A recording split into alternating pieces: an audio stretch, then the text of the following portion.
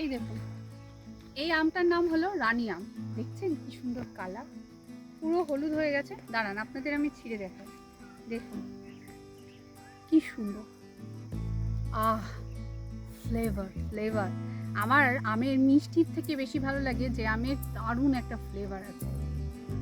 হ্যাঁ, শুধু মিষ্টিটাই আমার কাছে প্রাধান্য পায় না, মানে তার কেমন ফ্লেভার সেটাও একটা ইম্পর্টেন্ট জায়গা। দারুণ। এটারও রিভিউ পাবেন আপনারা, খুব তাড়াতাড়ি পাবেন। আপনাকে কয়েকটা আমি প্রায় পাকার কাছাকাছি আসছে এমন কিছু কিছু আম আছে। দেখুন, এটা হলো রানী আম।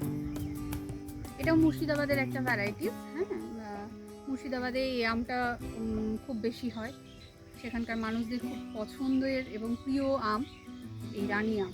নাম শুধু রানী না, মানে ফ্লেভার ওয়াইজও এই রানীর মতোই দারুণ। দেখুন কত হয়েছে, দেখুন ঠোকা ঠোকা হয়েছে।